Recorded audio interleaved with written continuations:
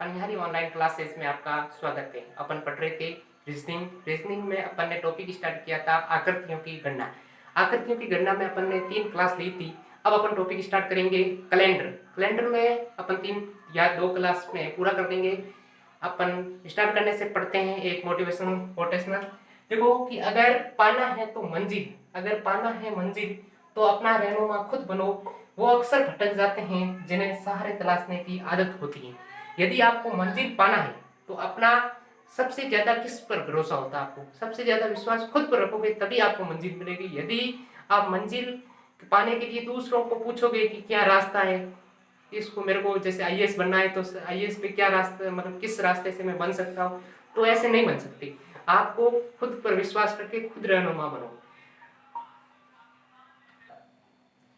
अब आपको यदि विशेष सूचना में देखा जाए तो अपने पास में एक विशेष सूचना ये है कि बीएसटीसी के फॉर्म जो 15 जून से स्टार्ट हो रहे हैं, तो बीएसटीसी का फॉर्म जो भी लड़का 12th में है, आपको 12th करके आगे बीएसटीसी करना चाहता है तो कर सकते हैं। प्री बीएसटीसी के बाद 15 से शुरू होकर और 30 अगस्त को आपके एग्जाम डेट दे रखी है राजस्थान सरकार ने। तो इसके लिए अब अपन जो कैलेंडर स्टार्ट करना है उसके देखो 20 कैलेंडर जो टॉपिक है वो किसी एग्जाम में देखो आप शायद वो पटवारी की तैयारी कर रहे हो, चाहे वो आप एसएससी की तैयारी कर रहे हो या बीएसटीसी की कर रहे हो या राजस्थान पुलिस विशेष पर अपन ने जो बैच है वो राजस्थान पुलिस विशेष के लिए है। लेकिन फिर भी रीजनिंग जब पढ़ते हैं तो किसी भी तैयारी कर रहे हो, किसी एग्जाम की तैयारी कर रहे हो, आप रीजनिंग सारी उसमें आती हैं। देखो अपन स्टार्ट करते हैं आज कैलेंडर। कैलेंडर अपन स्टार्ट कर रहे हैं। देखो कैलेंडर को दो प्रकार का कैलेंडर होते हैं। एक इंग्लिश कैलेंडर होता है ग्रेगोरियन कैलेंडर, या फिर एक होता है जो अपना हिंदू कैलेंडर होता है विक्रम संवत, वो कैलेंडर होता है। देखो जो इंग्लिश कैलेंडर होता है उससे अपना जो हिंदू विक्रम संवत है वो 57 ईयर आगे चलता है, और सत संवत है वो 57 ईयर पीछे चलता है विक्रम संवत के आगे, मतलब विक्रम संवत से। देखो कैलेंडर को अपन यदि डिवाइड करें तो कैलेंडर में वर्ष को डिवाइड करें तो दो प्रकार के कैलेंडर को अपन कैलेंडर में देखो एक साल में 2 ईयर 365 ईयर भी दिन भी होते हैं और 366 दिन भी होते हैं। देखो नॉर्मल ईयर में आप हमेशा ध्यान रखो कि जब नॉर्मल ईयर होता है, नॉर्मल ईयर होगा तो उसमें आपके पास में 365 डेज हो गए। लेकिन यदि लीप ईयर होंगे तो आपके पास में 366 डे होंगे, क्योंकि अब उसमें क्यों होंगे, इसमें फरवरी होती है जो वो आपकी 28 दिन की होती है। नॉर्मल ईयर में फरवरी 28 दिन की होती है, लेकिन लीप ईयर में फरवरी होती है जो 29 दिन की होती है। फरवरी जो होती है वो 29 दिन की होती है, इसलिए ये 366 दिन होते हैं। अब देखो कि ये 360 दिन होते कैसे हैं, क्योंकि कैलेंडर में तो 365 दिन ही होते हैं, 365 दिन ही होते हैं। तो फिर ये जो नॉर्मल ईयर से 4 साल बाद में, प्रत्येक 4 साल बाद में ये 29 फरवरी आता है, यानी लीप ईयर आता है। लीप ईयर प्रत्येक 4 साल बाद में लीप ईयर आ जाता है। तो ये लीप ईयर कैसे आता है इसको भी अपन समझ लेते। देखो कि एक कैलेंडर में जो एक ईयर होता है उसमें 365 डे होते हैं। कितने डे होते हैं? 365 डे होते हैं। अब ये जो 365 डे है ये फिक्स 365 डे नहीं होते हैं, ये 365 डे और 6 घंटे, यानी 365 दिन और 6 घंटे एक्स्ट्रा होते हैं प्रत्येक, मतलब जो प्रत्येक कैलेंडर होता है प्रत्येक ईयर में यहाँ समझ लो प्रत्येक ईयर में 365 दिन और 6 घंटे होते हैं, 6 घंटे होते हैं। अब 6 तो 365 दिन होगा तो फरवरी 28 ही होगी, लेकिन 365 दिन और 6 घंटे, ये जो 6 घंटे हैं ये फर्स्ट शताब्दी में, यदि प्रथम शताब्दी अपन मान लें कि ये फर्स्ट सेंचुरी है, उसमें एक पहला ईयर है, पहले ईयर में 365 दिन और 6 घंटे हुए। फिर भाई साहब दूसरा स्टार्ट हो गया तो लो दूसरा स्टार्ट हुआ। अब इसमें भी 365 दिन और कितने घंटे एक्स्ट्रा जुड़ गए, 6 और जुड़ गए एक्स्ट्रा, 6 घंटे और एक्स्ट्रा जुड़ गए। उसी प्रकार तीसरा और ईयर जोड़ दिया अपन ने, ये तीसरा ईयर जोड़ दिया तो इसमें भी 365 तो दिन हो जाएंगे और ये 6 घंटे आपके और एक्स्ट्रा हो जाएंगे, 6 घंटे एक्स्ट्रा हो जाएंगे। अब चौथा ईयर जैसे ही आप जोड़ोगे, ये फोर्थ ईयर है, तो फोर्थ ईयर आप जैसे ही जोड़ोगे ये 365 और 6 घंटे आप दिन हो गए और 6 घंटे। अब ये जो 6 है ये कितने घंटे, ये 624 घंटे हो गए। कितने घंटे हो गए? 24। तो 24 घंटे में एक दिन हो जाता है। तो ये जो 365 डे है यानी 365 दिन है, 4 साल में 6 घंटे जुड़ के 366, यानी एक दिन और बढ़ जाता है, और जो वो दिन बढ़ता है वो होता है फरवरी। और फरवरी जो 29 फरवरी जो आती है 4 साल में।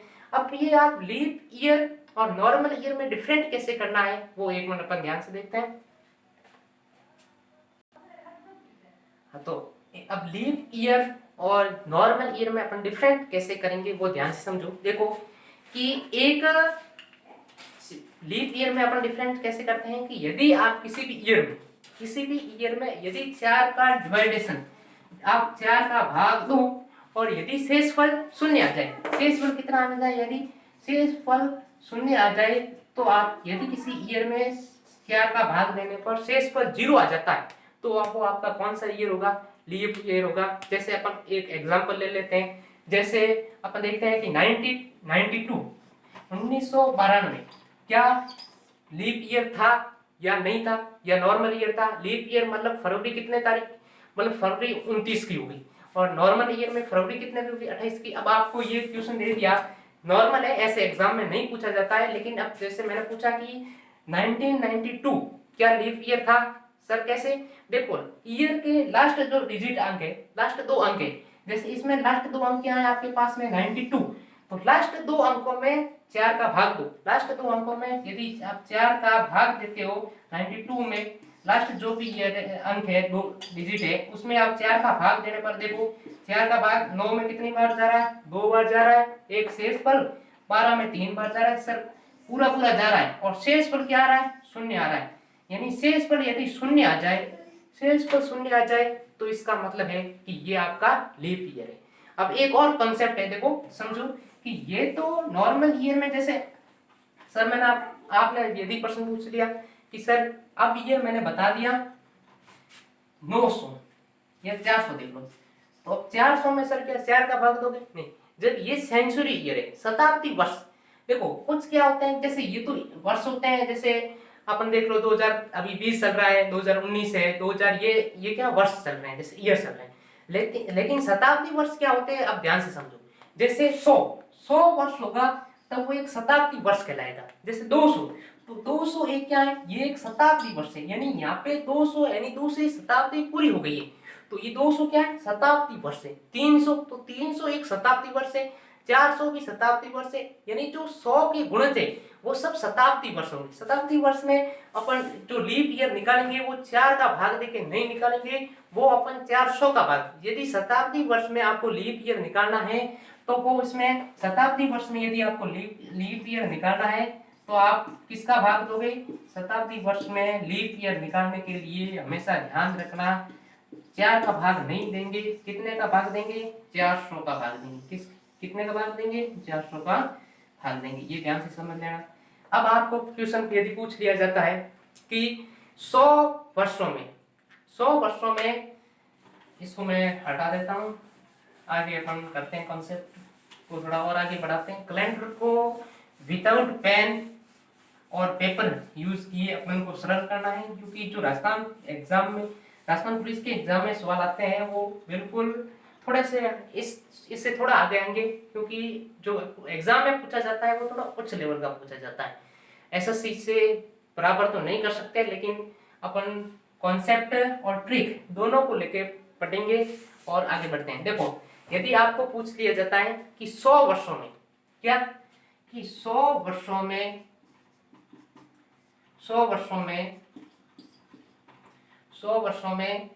29 फरवरी कितनी बार आती है।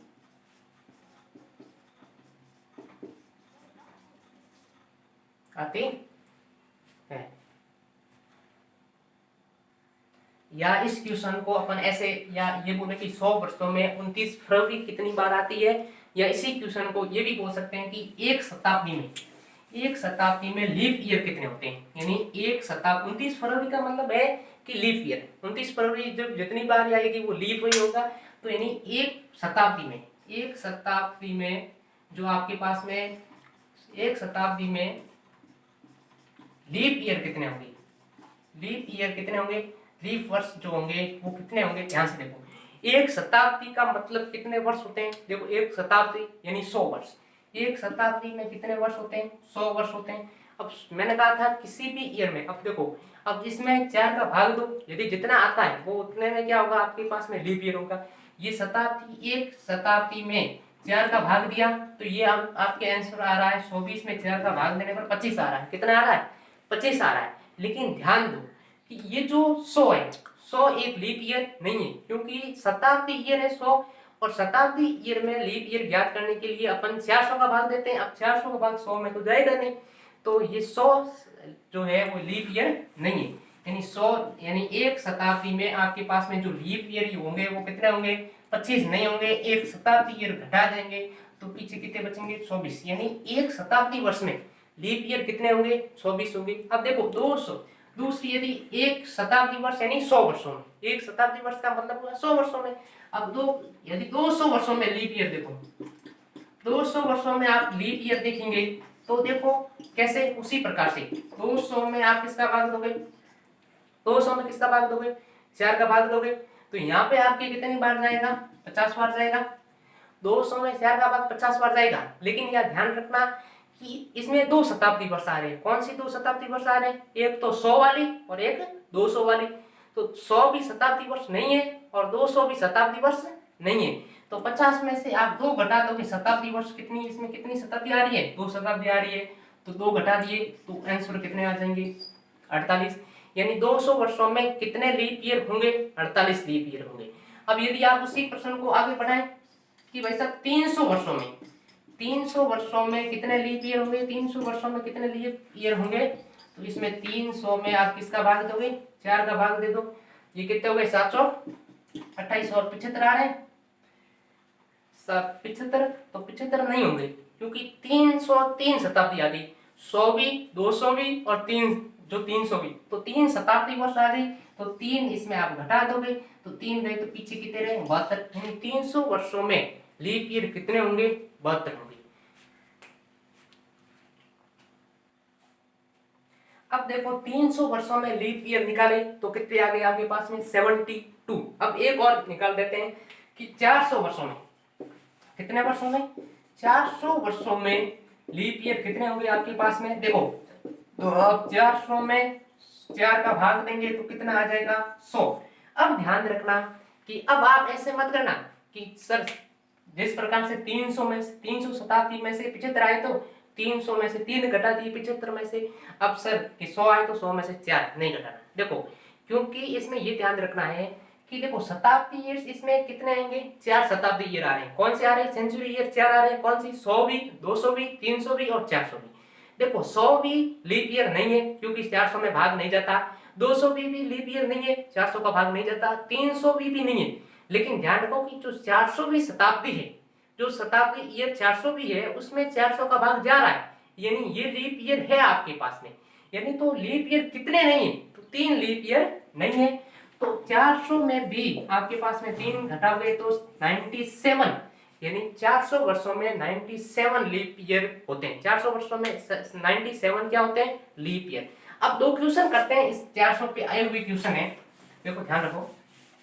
ये शायद मैंने एक एग्जाम में देखा थी कि क्वेश्चन ये था, बच्चे आप देखने में थोड़ी सी गलती कर देते हो, बस ये थोड़ा सा ध्यान रखना कि एक 400 वर्षों में, क्वेश्चन में ध्यान से लिख देता हूं, 400 वर्षों में 29 तारीख, अब मैंने आपको ये कराया 29 तारीख कितनी बार आती है? 400 वर्षों में 29 तारीख कितनी बार आती है? अब ये ध्यान रखना। देखो 400 वर्षों में 29 तारीख कितनी बार आती है? कि 400 वर्षों में 29 तारीख कितनी बार आती है? अब ध्यान रखो कि इसको क्वेश्चन को समझो। ये 29 तारीख का पूछा है। अब कुछ लड़के ऑप्शन में क्या दिया होगा? ऑप्शन में आपको पहले ऑप्शन में ये 97 दे रखा होगा, ध्यान रखना। पहले ऑप्शन में 97 दे रखा और सब लोग 97 पे राइट करते हैं। अब ध्यान रखना ये गलत है, क्योंकि ये क्वेश्चन नहीं पूछ रहा है कि 400 वर्षों में 29 फरवरी कितनी बार है। 400 वर्षों में 29 फरवरी 97 बार आती है, ये जरूर है, लेकिन आपको क्वेश्चन ये पूछा है कि 400 वर्षों में 29 तारीख कितनी बार आती है। देखो एक ईयर में, अब थोड़ा यहाँ कैलकुलेशन करते हैं कि वन ईयर में जो 29 तारीख है वो कितनी बार आती है, 11 बार। एक ईयर में 29 तारीख 11 बार, क्योंकि 29 फरवरी को अपन छोड़ दें, लीप ईयर को छोड़ दें, नॉर्मल ईयर की बात करते हैं। ये देखो नॉर्मल ईयर वन, जो ये ईयर है वो नॉर्मल ईयर, देखो नॉर्मल ईयर की बात करते हैं, ठीक है। नॉर्मल ईयर में एक ईयर में 29 तारीख है, क्योंकि नॉर्मल ईयर में फरवरी 28 की हो जाएगी, 29 नहीं आएगी, 11 ही आएगी, तो 29 तारीख कितनी आएगी आपके पास में, 11 आएगी। अब देखो 11 आएगी, तो उसी प्रकार एक ईयर में, तो अब ये पूछ क्या रहा है 400 ईयर में, तो 400 ईयर में 29 तारीख कितनी बार आएगी, नॉर्मल ईयर को जोड़ रहा हूँ, लीप ईयर अपन उसके बाद में ऐड कर देंगे, तो 11 का मल्टीप्लाई किया तो 11 चौक 4400, कितने बार आ गए, ये 4400 बार आ गई, ये 29 तारीख नॉर्मल ईयर है। अब आपके पास में सर नॉर्मल ईयर क्यों, लीप ईयर भी होते हैं, 400 वर्षों में लीप ईयर कितने होते हैं सर, लीप ईयर 97 होते हैं, अभी अपन ने जोड़ा था कि 400 वर्षों में 97 लीप ईयर होते हैं, तो अब इसके साथ में लीप ईयर जोड़ दो, तो लीप ईयर जोड़ दिए तो ये 4497 बार 29 तारीख आती है 400 वर्षों में, ये ध्यान रखना 400। अब क्वेश्चन क्या आएगा, दूसरा क्वेश्चन में इसी, अब ये क्वेश्चन है, इसके आगे अपन एक क्वेश्चन समझते हैं, ये जो 400 वर्षों में 29 फरवरी, अब क्या है, अब मैं पूरा क्वेश्चन नहीं लेके शॉर्ट में बता देता हूँ कि 400 वर्षों में 29 फरवरी कितनी बार आती है, तो अभी आपको समझाया है कितनी बार आती है, 97 बार, कितनी बार आती है 97 बार आती है, 29 फरवरी आपके पास में कितनी बार आती है 97। अब अपन ये तो कॉन्सेप्ट था जो कैलेंडर का, बहुत बेसिक और नॉर्मल कॉन्सेप्ट था, इससे क्वेश्चन वैसे बनते एग्जाम में बहुत कम बनते हैं देखो, लेकिन जो एग्जाम में क्वेश्चन बनते हैं वो देखो ध्यान से। विषम दिन का एक कॉन्सेप्ट है वो मैं आपको समझा देता हूँ, ऑड डेज, विषम दिन, देखो विषम दिन ध्यान से समझो, कुछ एक कॉन्सेप्ट है जैसे नॉर्मल है कि आपके पास में, जैसे मैंने कुछ क्वेश्चन के आधार पर आपको समझा देता हूँ व्हाट इज कॉन्सेप्ट को, क्वेश्चन के आधार पर, जैसे आज सोमवार है, क्या है आज सोमवार है, मैंने आपको क्वेश्चन क्या पूछ दिया कि यदि आज सोमवार है, यदि आज सोमवार है तो आज से 7 दिन बाद कौन सा बार होगा, नॉर्मल क्वेश्चन ले लो, यदि आज सोमवार है तो आज से 7 दिन बाद कौन सा बार होगा। अब देखो कॉन्सेप्ट को समझो, मैं धीरे धीरे समझा रहा हूँ जीरो से। यदि आज सोमवार है, क्या है आज आपके पास में सोमवार है, तो मैंने कहा है आज से 7 दिन बाद, आज से 7 दिन बाद, देखो यहाँ कितने दिन बाद की बात हो रही है, 7 दिन बाद हो रही है। कभी भी दिन निकालने होते हैं तो उसमें आप 7 का भाग दो, जो पीछे शेष पर बचेगा वह आपका आंसर होगा। जैसे देखो 7 दिन बाद, यानी 7 में 7 का भाग दिया मैंने, सर 7 में 7 का भाग दिया तो 0 आया, शेष पर 0 आ गया। यदि शेष पर 0 आता है तो जो दिन पूछा है वही दिन है, यानी आज के 7 दिन बाद में कौन सा दिन होगा, वापस सोमवार होगा, क्योंकि शेष पर क्या आया 0। अब देखो मैं क्वेश्चन इसी को देखो, आज से 10 दिन बाद, आज से 10 दिन बाद, यदि आज सोमवार है, आज क्या है, यदि आज सोमवार है, आज क्या है सोमवार है, तो आज से 10 दिन बाद कौन सा बार होगा। अब ध्यान देखो 10 दिन बाद का पूछा है, तो 10 दिन कितने दिन बाद, 10 दिन, तो 10 में 7 का भाग दिया तो 3 आपका शेषफल आ गया, 3 क्या आ गया शेषफल, जो शेषफल होता है जो पूछ रहे हैं उससे आप ऐड कर दो। अब देखो शेषफल आपके पास में क्या है 3, आज कौन सा बार है, सोमवार है, सोमवार में 3 जोड़ दो, सोमवार में 3 जोड़ दो, देखो आज सोमवार है, सोमवार में 3 ऐड कर दो, सोमवार में 3 ऐड कर दिया, सोम के बाद में कौन सा था, मंगल बुध और गुरु, तो आज से, आज यदि सोमवार है तो आज से 10 दिन बाद में कौन सा बार हो जाएगा आपके पास में, गुरुवार हो जाएगा, कौन सा बार हो जाएगा, गुरुवार। इसी प्रकार से सारे क्वेश्चन अपन करेंगे। अब देखो, अब क्वेश्चन एक और क्वेश्चन देखते हैं, यदि आज सोमवार है तो आज से, क्वेश्चन को धीरे धीरे आगे बढ़ाएंगे, नॉर्मल जैसे जैसे आपको समझ में आ रहा है उस वैसे वैसे आगे बढ़ाएंगे। यदि आज सोमवार है तो आज से 37 दिन बाद कौन सा वार होगा? आज से 37 दिन बाद कौन सा वार होगा? देखो 36 में मैंने कहा था 7 का भाग देना। जब भी आपको वार पूछा जाता है किसका भाग दोगे? 7 का भाग दोगे तो 35 में जाता है और एक शेषफल। 7 का भाग 35 मतलब 7 बार 7 पंजे 35 और एक शेषफल आ गया। अब एक शेषफल है तो ओड डेज कितना है? एक, यानी एक सोमवार के साथ में एक जोड़ दो तो कितना आ जाएगा? सोम से आगे एक, सोम से आगे एक क्या हो जाएगा आपके पास में? मंगलवार। क्या हो जाएगा? मंगलवार। मंगलवार। अब ध्यान से समझना कि आज सोमवार है, आज से 37 दिन बाद कौन सा वार होगा? मंगलवार। तो अब यदि मैं क्वेश्चन पूछूं तो कि आज से 36वां दिन कौन सा होगा, तो 36वां दिन वापस सोमवार ही होगा, क्योंकि ये क्वेश्चन है 36 दिन बाद यदि मंगलवार हो रहा है तो 36वां दिन कौन सा हो जाएगा आपके पास में? सोमवार ही होगा। अब देखो उसी प्रकार से अपन आगे धीरे धीरे बढ़ाएंगे, एक दो क्लास और लेंगे जिसमें आपको मैं ईयर के कॉन्सेप्ट समझाऊंगा कि ईयर का गैप होता है। यदि आप क्वेश्चन ये पूछा जाएगा कि यदि श्याम 1947 को, मतलब यदि ये पूछा जाता है कि 5 जुलाई 1947 को सोमवार है तो 5 जुलाई 1950 मतलब जैसे 50 को क्या होगा ये पूछा जा सकता है, या 15 अगस्त 1947 को कौन सा वार था, ये सब अपन कॉन्सेप्ट करेंगे आगे की क्लास में। नमस्कार, धन्यवाद।